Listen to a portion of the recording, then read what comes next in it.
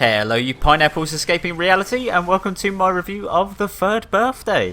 So is this a Parasite Eve game? Let's get that out of the way. So you've kind of got Brea there, but it's not really Parasite Eve. It's a weird cross between a third-person shooter and an RPG? The reason why I said it is because it's not really shooting. You kind of click on the target you want to shoot at and then you just tap the button. It's not a case of you aiming when you need to shoot. Sometimes you do that with the sniper rifle, but very rarely will you even use that gun. The annoying part about that is sometimes you'll try and click onto a target and it will just take you to the wrong one. Normally it's a case of it goes to the nearest one, but sometimes it just decides to fire off and go, you want this one instead. I wish you had a right analog stick which you could use to aim, but unfortunately because this was brought out on the PSP, you just had the left analog stick and a D-pad. And you're not exactly going to use the D-pad and left analog stick on the same side while trying to shoot. That'd be almost impossible because your hand would cover up the screen. Does it work? Is it pretty functional? Yeah, I mean you do get used to it. It's just you wish you had another stick to use. You wish you could aim instead of it just being a case of I'll just click onto a target and then just shoot that way. So going back onto the PSP, if this game had released on PS2 and had a right analog stick, I believe that Parasite Eve 3 would be a real game and this wouldn't be considered Parasite Eve 3. Just because this game would be so much more enjoyable to play. Is it a chore? No, but it feels like it every now and then. You're like, am I being punished? Why am I not allowed to play the game?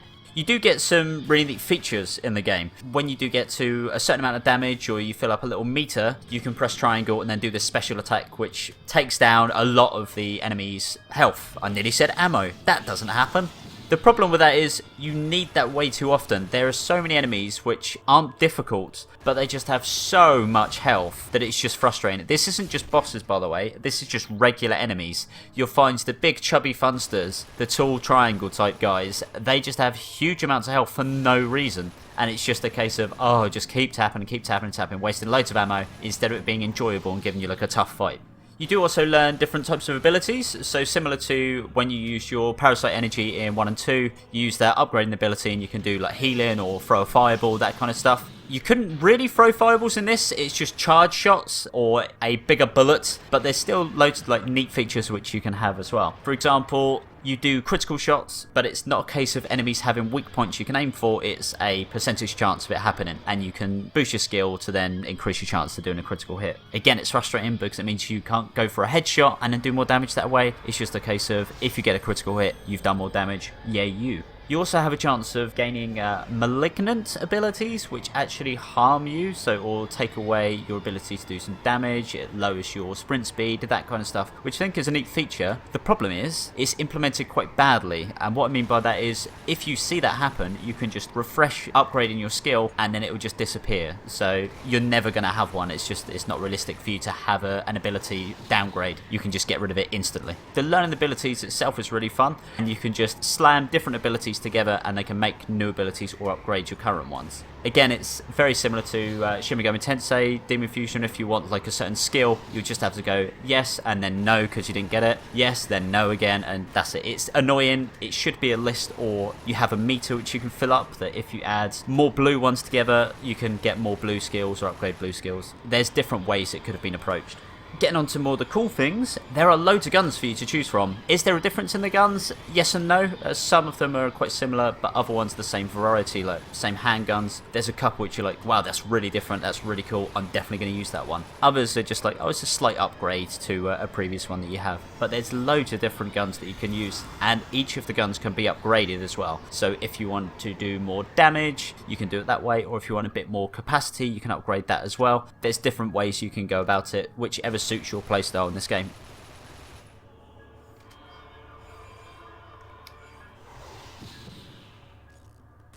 Speaking of other features, you can also possess people in this game, which isn't as sinister as you think, although kind of is because you get them killed sometimes. You can take someone's whole body, turn them into Brea, and you can use their weapon which they had. So Aya gets 3 weapons, and then you can possess someone and take their 4th weapon as well. It's kind of a cool feature, but at the same time, it takes away Aya's independence in the game. Speaking of Aya lacking independence, that kind of revolves around the whole story too. Aya has amnesia, which I've always hated in games, especially when there's 2 games before that have happened, and it's just a case of, what's the point? It makes sense in the story later on. Again, I won't spoil it, I never do, but the story's just bad. I hate to admit it, but the story is just bad. The villains, they're so obvious. The ending is like, okay, you kind of see it happening within like the first couple of chapters because it keeps replaying the same cutscenes over and over again. You're like, okay, I'm guessing that's what's happened.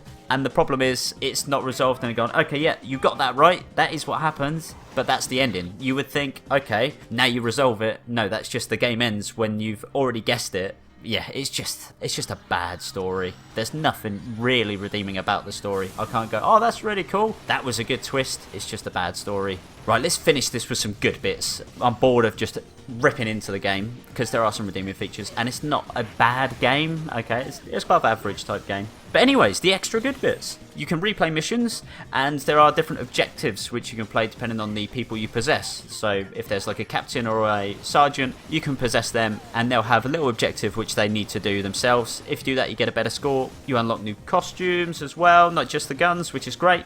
Loads of different costumes, each with different defense stat. So it is worth you replaying the game if you enjoy those missions again. Yeah, that was a cool mission, let's do it again. With a different flavour, different taste, try new things. Then you can do those objectives and get some bonus stuff as well.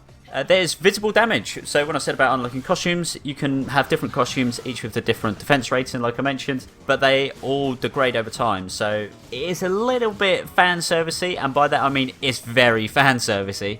So a lot of the time that the bits that break are of course around the bits which everyone will stare at for ire, won't they? Like the booty.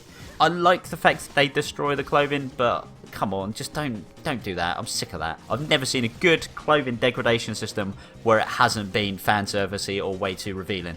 Just, you know, okay, oh, some of the leg bits come off, some of the arm bits off. Not, oh, look, there's a nipple almost, not quite. But yeah, it's just frustrating. It's good that it's there, but it's annoying that it's very fan servicey.